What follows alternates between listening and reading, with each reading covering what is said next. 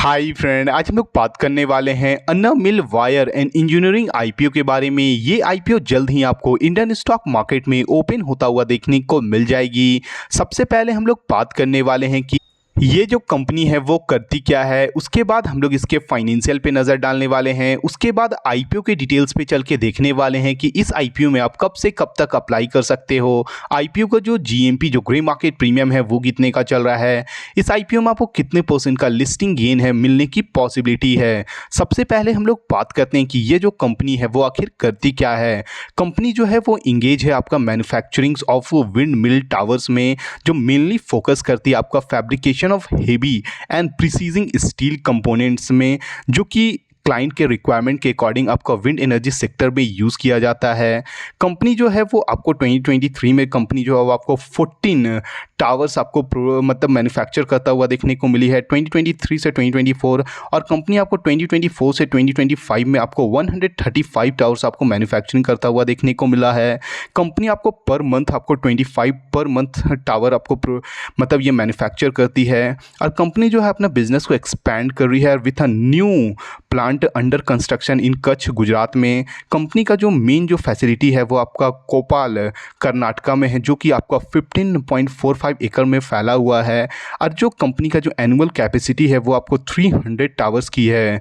Company का overall जो business model है वो आपको काफ़ी अच्छी देखने को मिल रही है। चलिए हम लोग इसके फाइनेंशियल पे नज़र डालते हैं। जैसे कि आप देख सकते हैं हम लोग कंपनी के फाइनेंशियल पे आ चुके हैं। कंपनी अपने प्रीवियस 3 ईयर का डेटा आपको प्रेजेंट करता हुआ देखने को मिल रही है। 31 मार्च 2024 का डेटा, 31 मार्च 2025 का डेटा और 31 मार्च 2026 का डेटा आपके सामने दिया गया है। ये जो पूरी की पूरी अमाउंट है ये आपको अमाउंट इन करोड़ में दी गई है। सबसे पहले हम लोग कंपनी के एसेट्स पे नज़र डालने वाले हैं ईयर ऑन ईयर बेसिस पे। कंपनी का जो एसेट्स आपको मार्च 2025 में 114.42 करोड़ रुपीज़ का था, वही मार्च 2026 में आपको ये बढ़ के 291.62 करोड़ रुपीज़ का होता हुआ देखने को मिल रही है। कंपनी की अगर हम लोग टोटल इनकम्स की बात करते हैं तो मार्च 2025 में आपको ये 79.40 करोड़ रुपीज़ का था, वही मार्च 2026 में आपको ये बढ़ के 143.60 करोड़ रुपीज़ का होता हुआ देखने को मिल रही है। प्रॉफिट आफ्टर टैक्स की बात करते हैं तो मार्च 2025 में आपको ये 12.31 करोड़ रुपीज़ का था, वही मार्च 2026 में आपको ये बढ़ के 36.63 करोड़ रुपीज़ का होता हुआ देखने को मिल रही है। कंपनी की अगर हम लोग इबिटा मार्जिन की बात करते हैं तो मार्च 2025 में आपको ये 29.98 करोड़ रुपीज़ का था, वहीं मार्च 2026 में आपको ये बढ़ के 61.08 करोड़ रुपीज़ का होता हुआ देखने को मिल रही है। कंपनी की अगर हम लोग नेट वर्थ की बात करते हैं तो मार्च 2025 में आपको ये 40 करोड़ रुपीज़ का था, वहीं मार्च 2026 में आपको ये बढ़ के 89.58 करोड़ रुपीज़ का होता हुआ देखने को मिल रही है। कंपनी की अगर हम लोग रिजर्व एंड सरप्लस की बात करते हैं तो मार्च 2025 में आपको ये 30.43 करोड़ रुपीज़ का था, वहीं मार्च 2026 में आपको ये बढ़ के 69.80 करोड़ रुपीज़ का होता हुआ देखने को मिल रही है। कंपनी की अगर हम लोग टोटल बोरोइंग की बात करते हैं तो मार्च 2025 में जो कंपनी का बोरोइंग आपको 55.11 करोड़ रुपीज़ का था, वहीं मार्च 2026 में आपको ये बढ़ के 128.25 करोड़ रुपीज़ का होता हुआ देखने को मिल रही है। किसी भी कंपनी का जो बोरिंग है, जो कर्ज है वो बढ़ती है तो कंपनी के लिए थोड़ी सी नेगेटिव न्यूज़ मानी जाती है, वहीं पे किसी भी कंपनी का रिजर्व बढ़ता है वो कंपनी के लिए काफ़ी बड़ा पॉजिटिव न्यूज़ माना जाता है। कंपनी का नेटवर्थ भी आपको बढ़ती हुई देखने को मिल रही है, कंपनी का ईबिटा मार्जिन भी आपको बढ़ता हुआ देखने को मिल रहा है। किसी भी कंपनी का जो प्रॉफिट बढ़ती है वो अगेन कंपनी के लिए आपको काफ़ी बड़ी पॉजिटिव न्यूज़ मानी जा सकती है। कंपनी का आपको टोटल इनकम में भी आपको काफ़ी बड़ी जंप आता हुआ देखने को मिल रही है, और कंपनी का आपको ओवरऑल आपको एसेट्स भी बढ़ता हुआ देखने को मिल रहा है। कंपनी का ओवरऑल जो फाइनेंशियल है वो आपको काफ़ी अच्छी देखने को मिल रही है। चलिए हम लोग इसके आईपीओ के डिटेल्स पे नज़र डालते हैं।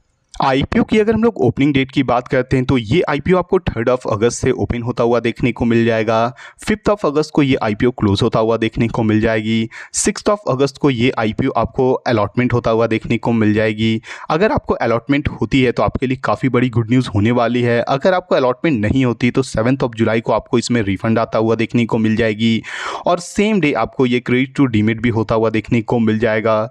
और 10 जुलाई को ये आईपीओ आपको इंडियन स्टॉक मार्केट में लिस्टिंग करता हुआ भी देखने को मिल जाएगी। अगर हम लोग इस आईपीओ के लिस्टिंग की बात करते हैं तो ये आईपीओ आपको एनएसई एसएमई में होता हुआ देखने को मिल जाएगा। आईपीओ का जो इशू टाइप है वो आपको बुक बिल्ड इशू देखने को मिल रहा है। टोटल इशू साइज़ की बात करते हैं तो आपको ये 177.81 करोड़ रुपीज़ का देखने को मिल रहा है। रिजर्व फॉर मार्केट मेकर्स की बात करते हैं तो 8.94 करोड़ रुपीज़ का देखने को मिल रही है। अगर हम लोग इस आईपीओ नेट इशू साइज़ की बात करते हैं तो आपको 177.81 करोड़ रुपीज़ का देखने को मिल रहा है। अगर हम लोग इसकी फ्रेश इशू की बात करते हैं तो 133.75 करोड़ रुपीज़ का देखने को मिल रही है। ऑफर फॉर सेल्स की बात करते हैं तो आपको 35.12 करोड़ रुपीज़ का देखने को मिल रहा है। आईपीओ का जो फेस वैल्यू है वो आपको 10 रुपीज़ पर इक्विटी शेयर्स का देखने को मिल रही है। आईपीओ का जो प्राइस बैंड है वो आपको 257 रुपीज़ से लेकर 270 रुपीज़ पर शेयर्स का देखने को मिल रही है। अगर हम लोग इस आईपीओ के जीएमपी और लिस्टिंग गेन पे नज़र डालते हैं तो आप देख सकते हो 1 अगस्त के अकॉर्डिंग इस आईपीओ का जो जीएमपी है वो आपको 80 रुपीज़ का देखने को मिल रही है और जो एस्टिमेटेड लिस्टिंग प्राइस है वो आपको 29.63% का देखने को मिल रहा है। जो एस्टिमेटेड प्रॉफिट आपको 32,000 का देखने को मिल रही है। इस आईपीओ में अगर आप अप्लाई करते हैं आपको अगर अलॉटमेंट मिलती है तो आपको इसमें 32,000 का आपको इसमें सिंगल लॉट से आपको इसमें प्रॉफिट आता हुआ देखने को मिल जाएगी। और किसी भी आईपीओ में आपको 30% का लिस्टिंग गेन एक काफ़ी अच्छे लिस्टिंग गेन मानी जा सकती है। और इसका आपको जीएमपी भी आपको बढ़ता हुआ देखने को मिल रहा है। 22% से आपको ये बढ़ के 29% का होता हुआ देखने को भी मिल रही है।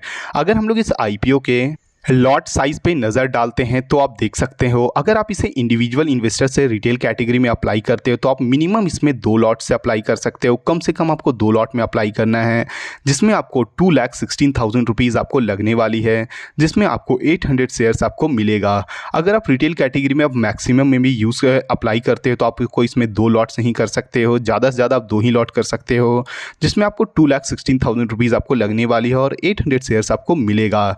अगर आप इसे स्मॉल HNI कैटेगरी से अप्लाई करते हो तो मिनिमम आप इसमें 3 लॉट्स अप्लाई करते हो। कम से कम आपको 3 लॉट्स अप्लाई करना है जिसमें आपको 3,24,000 रुपीज़ आपको लगने वाली है और 1200 शेयर्स आपको अलॉट होगी। अगर आप इस आईपीओ में अप्लाई करने के बारे में सोच रहे हो तो बिल्कुल कर सकते हो और अप्लाई करने से पहले एक बार खुद की भी एनालिसिस ज़रूर करें क्योंकि ये जो वीडियो वो केवल एजुकेशनल पर्पज़ के लिए है। अगर आपको इस वीडियो से थोड़ी भी वैल्यूबल इंफॉर्मेशन मिली हो तो प्लीज़ वीडियो को लाइक और चैनल को सब्सक्राइब करना ना भूलें। Thank you.